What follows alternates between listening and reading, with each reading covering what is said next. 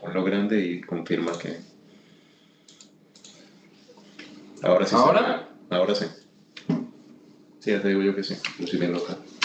Vale, pues sabemos que hay paradas extrahospitalarias con una incidencia mundial que entre 50 y 60 casos por cada 100.000 habitantes. Estos son casos nuevos al año, no es prevalencia, no es una enfermedad crónica, y en Europa esto puede ir de los 30 a los 100 con mucha variabilidad según el país en el que estemos. Lo interesante de esto que, pues, la verdad es que poco porcentaje, más o menos un tercio, recuperan circulación espontánea, y veis que las supervivencias globalmente, aunque hay mucha variación, pero son realmente, llama la atención que son bajitas. En Estados Unidos, que algunos pueden pensar que sería como el paradigma de la mejor atención médica y tal, pues tampoco es mucho mejor. De hecho, es prácticamente la misma. Entonces, cosas clave que marcan el pronóstico de estos casos. En el caso de las extrahospitalarias, evidentemente que el primer ritmo sea desfibrilable versus que no lo sea. Hay series que describen hasta una supervivencia del 40% si el ritmo es desfibrilable. Recordemos fibrilación ventricular o TV sin pulso, versus menos del 10% cuando no lo es, asistolia, actividad eléctrica sin pulso. Y en este mismo sentido, pues también parece muy obvio que las paradas presenciadas, es decir, que se pueden iniciar maniobras precozmente, pues fijaos, entre 13 y 82% según qué series. En el caso de las intrahospitalarias, la incidencia pues tampoco es despreciable, según estudios que ya son un poquito viejos, pero entre 1 y 5 por cada 1.000 ingresos, lo cual pues es más frecuente de lo que uno puede pensar. Lo que pues también parece un poco obvio es que como es personal que está entrenado para estas situaciones, por las supervivencias al año son más altas, y esto es una revisión del 2025 de julio, de hace unos meses, con supervivencias que van entre el 15 y el 25%. Evidentemente, si es presenciada, monitorizada, a ritmo desfibrilable, pues todo esto son factores que mejoran el outcome de estos pacientes. Lo importante, lo más relevante, más que la recuperación de circulación espontánea, cómo se van estos pacientes a casa. Y es que si tenemos unos cuidados posparada adecuados, desfibrilación precoz, etcétera, hasta un 80-90% de los que sobreviven, aunque sean pocos, lo hacen con una buena situación neurológica, es decir, prácticamente sin secuelas. O sea, recuperar circulación en un paciente para luego no cuidarnos de todo lo que se puede hacer después para llevar un señor como una berenjena a casa, pues no parece tener mucho sentido. Entonces, por tener un poco las ideas claras, paradas extrahospitalarias, que son las más frecuentes, el 60-70% son de origen cardíaco. La mitad de estos, o casi el 60%, por infarto, isquemia coronaria.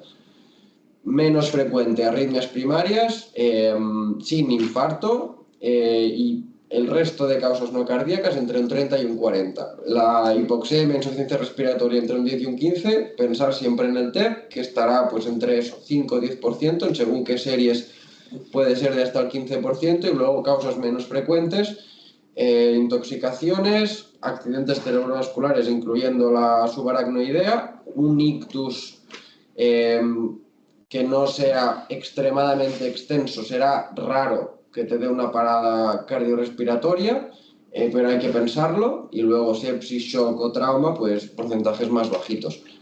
Lo interesante, las intrahospitalarias, aquí ya tenemos que pensar que será 50-50. La mitad pueden ser cardíacas, pero el infarto ya pasa a ser entre un 20 y un 25%, ya no es ese 60% que sería la mayoría de las extrahospitalarias, y sí que tendremos que tener ojo más afinado a buscar cosas no cardíacas. Vemos que aumenta la frecuencia de hipoxemia, insuficiencia respiratoria, el shock séptico también gana mucho protagonismo, y el TEP, que sigue estando ahí, el 10% más o menos, y suben también pues causas metabólicas, hiperpotasemia, hipoglicemias, acidosis, etcétera.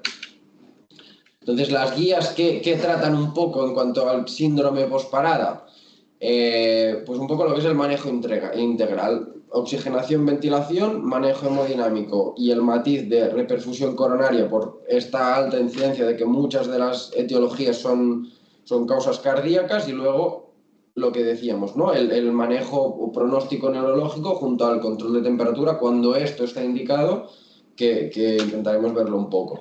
Entonces, dos conceptos básicos. Tiempo de no flow es tiempo en que no se está haciendo maniobras de reanimación a ese paciente. Low flow, cuando sí se están haciendo después de la parada. El tiempo, la suma de estos tiempos hasta que hay recuperación de pulso eficaz, eso es el tiempo hasta rosca, hasta recuperación de circulación espontánea. El 90% de los que se consigue recuperar circulación espontánea lo hacen entre los 16 y 24 minutos. O sea, más allá de esto, el pronóstico empeora sustancialmente. Y recordemos, desfibrilables, fibrilación ventricular, TV sin pulso, todo el resto serán ritmos no desfibrilables. ¿Por qué es importante ser sistemático? Pues por identificar precozmente cuál es la etiología, o al menos tener una alta sospecha de cuál es la etiología del paro. Lo que hemos dicho en extrahospitalaria, que no lo veremos nosotros, pero fundamentalmente habrá que buscar causa cardíaca, pero recordemos que en intrahospitalaria estamos 50-50, tendremos que tener el ojo un poco más avezado a descartar, pues lo dicho, hemorragias cerebrales, sobre todo el TEP, que no sea por hipoxia, y luego causas metabólicas, hipoglicemia, que no cuesta nada hacer una glicemia capilar, acidosis y tema de iones, etc. Entonces, si no hay sospecha de que la causa sea cardíaca, no hay un electro de salida con elevación del ST, que sería muy evidente, pero no tenemos a alguien que haya presenciado que haya prodromos cardíacos, etcétera, no es un señor que sea posoperado de cardíaca, pues lo suyo, como mínimo, siempre que se pueda, porque el señor o la estabilidad del señor lo permita, angiotac cerebral y de tórax, ya nos ayuda a descartar una gran batería de cosas, entre ellas, pues eso, hemorragia subaracnoidea y TEP, que tienen manejo muy específico.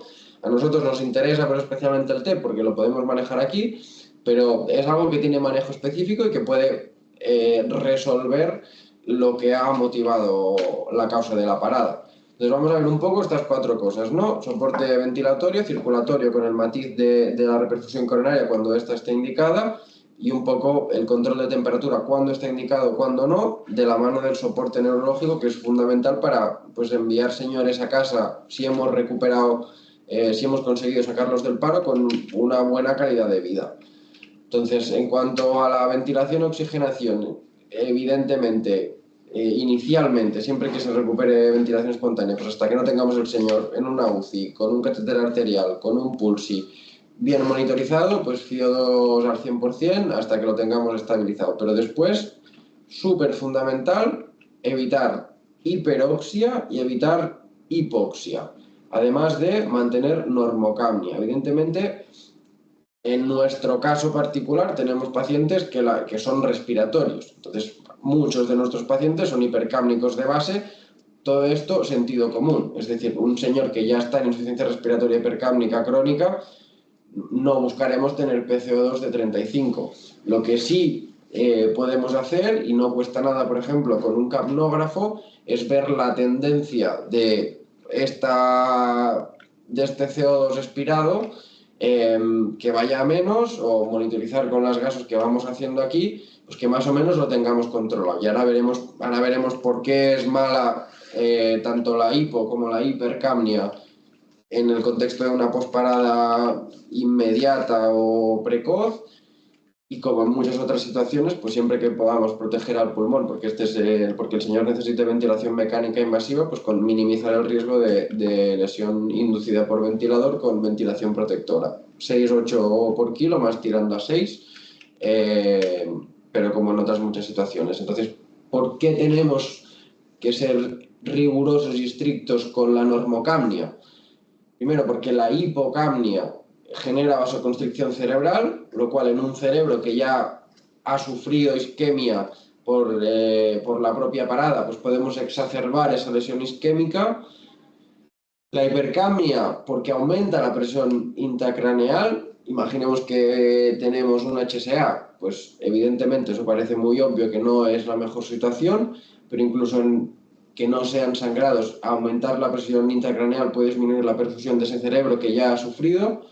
Por otra parte, pues porque sabemos que se asocia a acidosis respiratoria, esto empeora la contractilidad miocárdica en un corazón que ya está aturdido por una posparada, pues tampoco ayuda. Y evidentemente la acidosis empeora por la curva de disociación de la hemoglobina el delivery de oxígeno, con lo cual un riñón que habrá sufrido por la isquemia posparada, al cual le entregamos aún menos oxígeno, pues todo genera más tendencia a que uno pueda hacer disfunción multiorgánica. Luego, pequeño matiz que luego hablaremos de él en cuanto al cuándo enfriar o no a los pacientes posparada, pero tener en cuenta que la hipotermia, cuando se induce, pues puede influir en las determinaciones de PCO2 que medimos en sangre arterial, con lo cual pues es interesante también lo que decíamos antes un poco de tener el capnógrafo por ver tendencia, más que estar sacando gasos pues cada 10 minutos para ir monitorizando. Entonces, un poco lo mismo que decíamos, ¿no? En cuanto a la ventilación, evitar lesión inducida por el ventilador, ventilación protectora entre 6 y 8 más tirando a 6. Si con eso conseguimos una correcta ventilación, y porque tanto la hipo como la hipercapnia empeoran los resultados de ese daño cerebral que haya podido tener el paciente por la posparada. En cuanto al soporte hemodinámico circulatorio, ¿qué es lo fundamental? Lo fundamental es tener una presión de perfusión adecuada que nos asegure que ese cerebro está bien perfundido y que el resto de órganos lo están. Ojo, pacientes que sean hipertensos, que lleven 3, 4 fármacos, la presión de perfusión, esto ya sé que lo sabéis, pero presiones de perfusión que puedan tener estos señores pueden no ser el clásico 65, sino que a lo mejor es el riñón de ese señor está acostumbrado a estar perfundido con tensiones medias de 75, con lo cual no nos quedemos con la cifra de 65 porque sí, sino hagamos una evaluación global. Entonces sí, podemos guiarnos con el 65 porque más o menos funcionará en la mayoría de casos, pero fundamental, sacarle las sábanas al señor, ver que el relleno capilar sea normal, que el señor no esté frío, que esté bien perfundido y que el gasto urinario objetivo, que esto lo podemos medir y por eso sondamos a los señores y por eso tenemos monitorización horaria en los pacientes de nuestras UCIs, que sea al menos de 0,5 mililitros kilo hora. Además, tenemos otros marcadores aparte de levantar las sábanas, ver al señor, ver el relleno capilar, ver cuánto orina el lactato. Si venimos de lactatos de 50, los lactatos se van lavando, el señor está orinando a un ritmo adecuado y tenemos presiones medias de 65 o más, sabemos que estamos adecuadamente perfundiendo tanto el cerebro como el riñón, como el hígado de este paciente.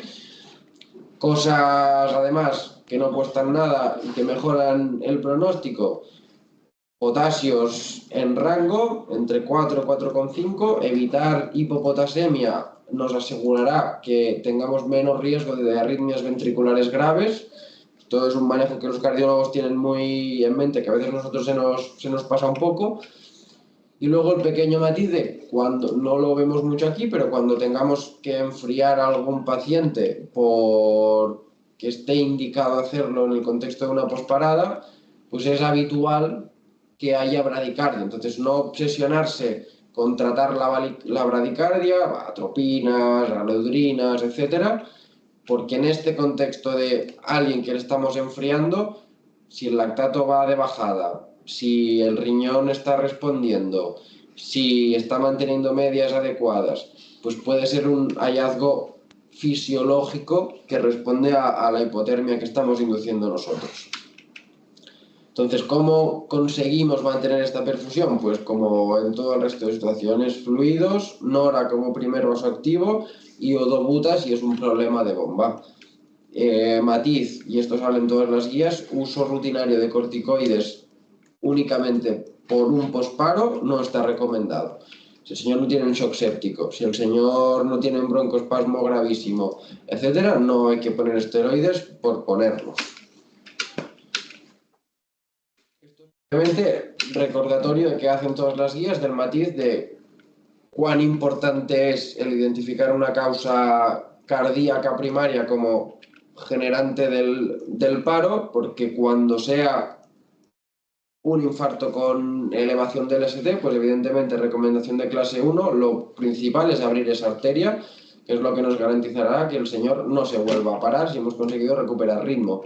Ahora bien, infartos de los que llamamos hemodinámicos o que no elevan ST, que no es una placa trombótica completa de un vaso coronario, que puede ser incluso un vasoespasmo, pues hay muchos estudios que demuestran que pacientes que después de recuperar ritmo, que están hemodinámicamente estables, hacer un cateterismo retrasado, diferido, puede ser tan seguro como hacerlo inmediato, cuando decimos no es un infarto con oclusión completa, elevación del ST. ¿Por qué? Porque nos puede retrasar toda la otra serie de medidas, control de glicemia, el enfriamiento cerebral en casos en que esté indicado, que pueden empeorar entonces el pronóstico. Entonces, evidentemente también tener en mente el soporte circulatorio mecánico con ECMO arterial en pacientes que la etiología sea en shock cardiogénico, que a pesar del manejo pues seguimos estando inestables. Siempre que se pueda, pues es interesante tener un SWAN por monitorizar gasto cardíaco con estas paradas que son más de perfil cardiorrespiratorio y como en todas las situaciones, pues la eco la tenemos a pie de cama, no cuesta nada pasarla y tanto para el diagnóstico inicial de presunción, pues lo que ya habéis visto, ¿no? Una parada que no sabemos de dónde viene, ha elevado tropos, le pasamos la eco, tiene un derecho súper dilatado, una cava mega ingurgitada, pues bueno, ya tenemos sospecha de que eso pueda ser un TEP. Importante, ¿cuándo enfriar y qué hacemos para mejorar el pronóstico neurológico en un síndrome posparada? ¿Cuándo hay que enfriar, cuándo no hay que enfriar? Pues esto hace años que se sabe, pero sigue siendo un elemento que es importante a la hora de mejorar cómo se van estos pacientes a casa a nivel neurológico. Las indicaciones fundamentales de enfriar leve, 32-34 grados, al menos 24 horas iniciales tras recuperación de ritmo, serían en pacientes con un paro extrahospitalario en que el ritmo inicial ha sido un ritmo desfibrilable. Fibrilación ventricular, TV sin pulso. Esto siempre que el paciente, después de recuperación de circulación espontánea y sin sedación, no responda. Glasgow bajo, ausencia de respuesta motora, etc. Si el paciente lo hemos intubado, lo hemos sedado, le hemos hecho una ventana neurológica, el paciente responde a órdenes, conecta, pese a que haya sido un paro extrahospitalario, ritmo inicial desfibrilable, si el señor despierta, no tiene indicación. Segunda indicación, pacientes con alto riesgo de hacer lesión hipoxicoisquémica, esto es, RCPs prolongadas o en que se ha iniciado las maniobras de reanimación entre 5 y 10 minutos sin que haya habido o sin que haya sido presenciada, que la recuperación de circulación espontánea haya sido tardía. Recordad aquellos 24 minutos, pues más de 25 o 30 minutos es un alto riesgo de que ese cerebro haya sufrido lesión hipoxicoisquémica. Si ya tienen convulsiones precoces, mioclonías, cuando llegan al hospital o mientras están en las primeras horas, porque eso indica que ese cerebro pues, ha sufrido isquemia y esa zona isquémica se irrita y es lo que genera la convulsión, la mioclonía. Marcadores séricos de injuria cerebral, enolasa sobre todo, y lo que decíamos, ¿no? Pues que el paciente no despierta, Glasgow muy bajo, ausencia de respuesta motora. Y luego casos más raros que no solemos ver aquí, pero fiebres persistentes muy altas, hipertermias malignas, meningitis superpasadas, y no podemos controlar la fiebre con medidas estándar. En el contexto de un paro, estaría indicada también la hipotermia. ¿Cuándo no se recomienda de rutina enfriar a los pacientes?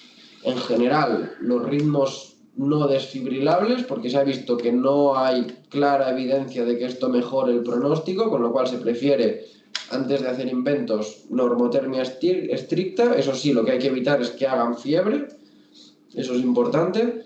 Evidentemente, pacientes que se despiertan después de recuperación de circulación espontánea, no estaría indicado, no hay sospecha de que haya habido lesión cerebral.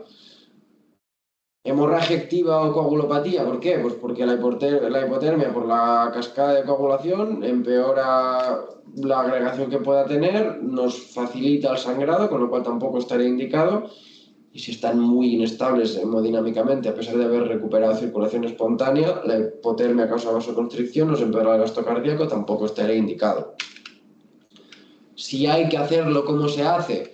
Pues hay muchas maneras. Lo principal hoy en día son medidas físicas. Mantas y colchones térmicos que son automáticos, parches de enfriar o algo tan mundano como hielo. Hielo en todas estas partes, evitando, pues obviamente, que no hagan úlceras por el frío.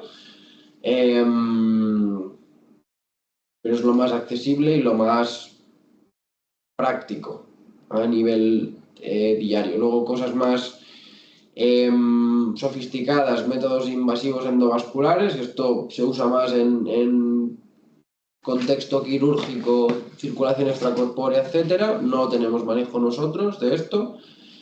Y luego, en casos en que esté indicado y se quiere hacer una inducción rápida, pues el suero frío, lo que evidentemente no se recomienda como estrategia aislada, sino como ayuda en una inducción inicial, por ejemplo, pues combinándolo con estos métodos físicos, mantas térmicas, bolsas de hielo, parches, etcétera, como adyuvante, digamos. Entonces, parte de mejorar el pronóstico neurológico de estos pacientes es controlar tanto las convulsiones como la fiebre como las mioclonías, es decir, tener alguna objetivación de cómo está este cerebro inicialmente, y esto lo haremos con el electroencefalograma.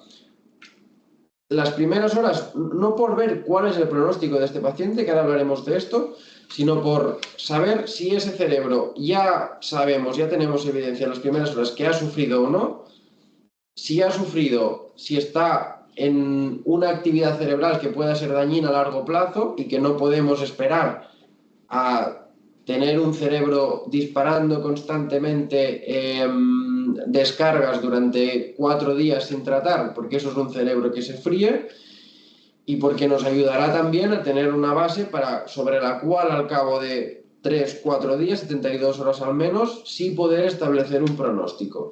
Entonces, electroencefalograma las primeras horas para diagnosticar convulsiones en pacientes con o sin convulsiones.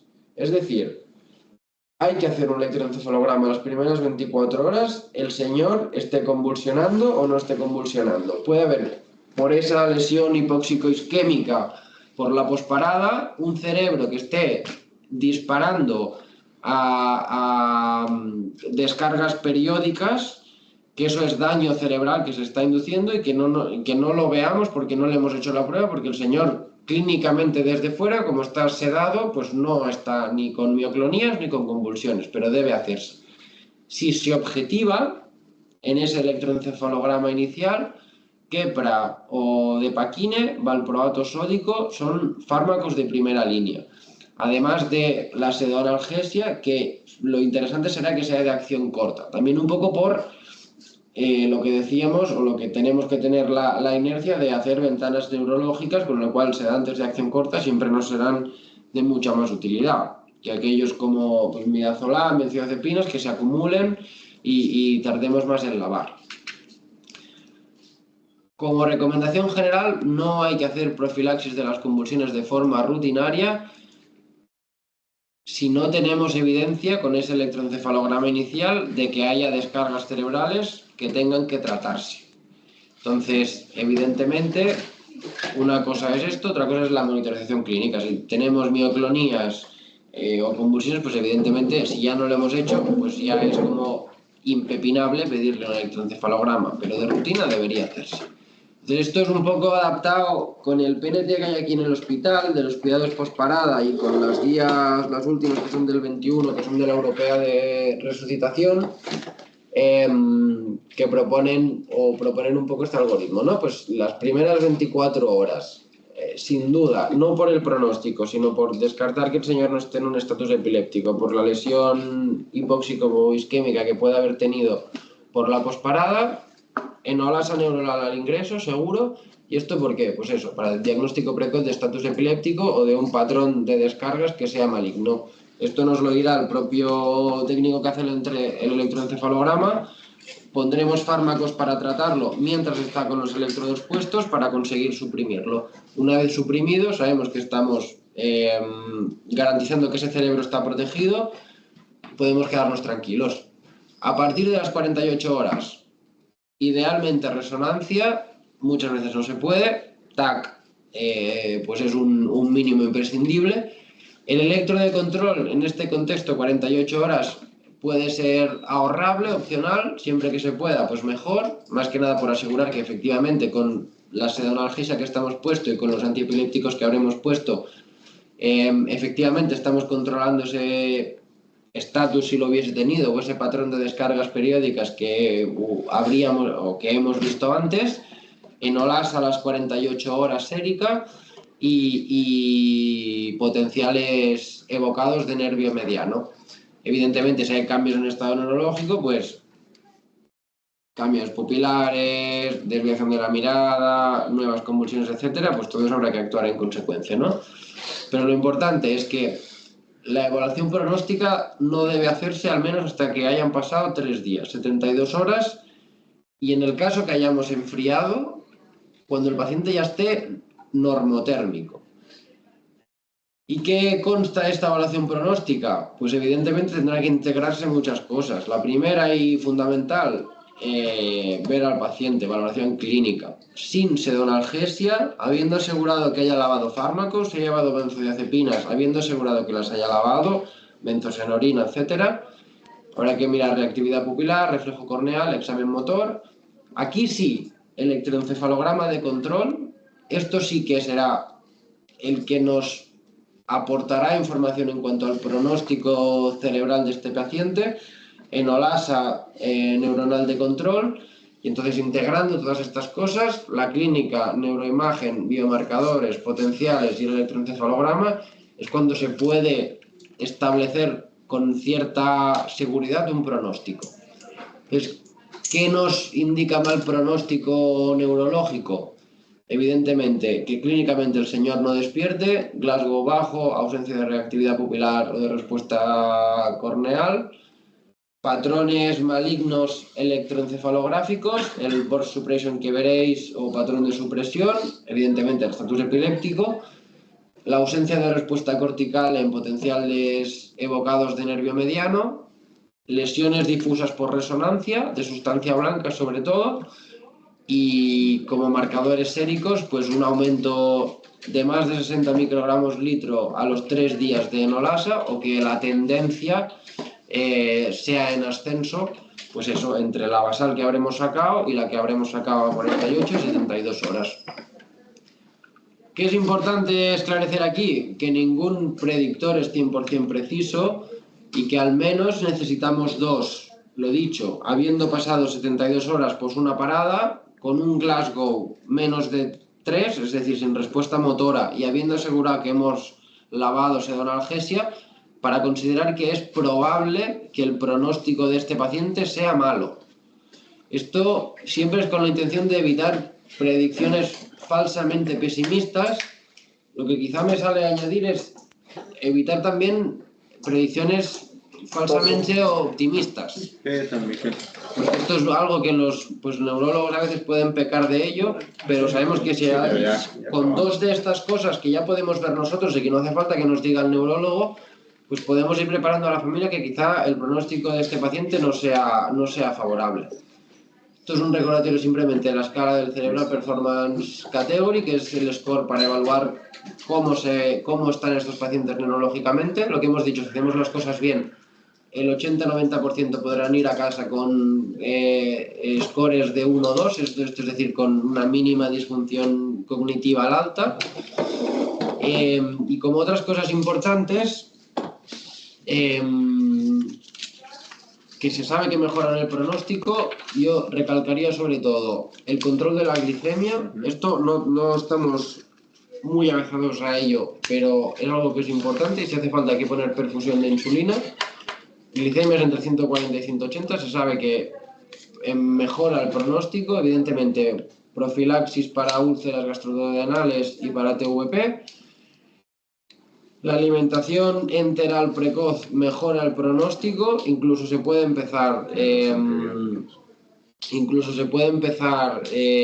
con hipotermia, evidentemente si no está con mucho requerimiento de soporte vasoactivo, etcétera, pero es crucial nutrición temprana. Y el antibiótico de rutina no se recomienda si no hay infección documentada o hay alta sospecha de que haya infección.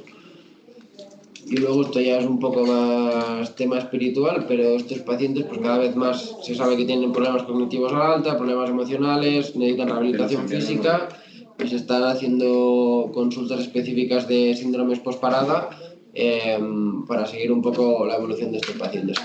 Entonces, como conclusiones, mayoría de paradas hospitalarias, origen cardíaco, intrahospitalarias, pensar que estamos 50-50, buscar cosas no cardíacas, angiotac cerebral y de tórax. Prácticamente si descartamos o si no hay sospecha de que la cosa sea cardíaca, ritmos desfibrilables y paradas presenciadas pues irán mejor. Evitar hiperhipocapnia siempre que sea posible. Hacen vasoconstricción cerebral y pueden aumentar la presión intracraneal, con lo cual nos ayuda. Perfusión adecuada al contexto del señor. Si es un hipertenso con 4 fármacos, pues a lo mejor el 65 no es suficiente. Guiarnos por lactato, guiarnos por cómo tiene la piel el señor, cómo es su relleno capilar y cómo orina. Control de temperatura cuando esté indicado.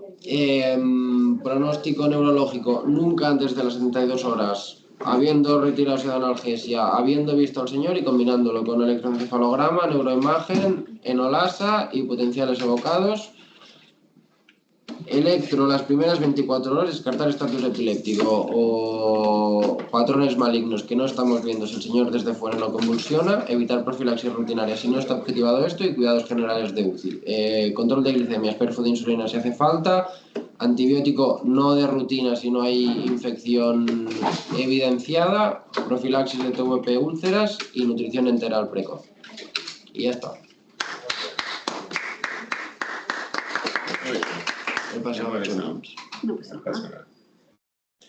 Bueno, pues nada, como estamos sobre tiempo, porque veo ahora. Si tienen alguna duda, enviamos mensajes por donde quieran y ya lo contestaremos. ¿Vale? ¿De acuerdo? Venga. Han sido muy chulas, ¿eh? Ahora. Sí. De unidad. Sí,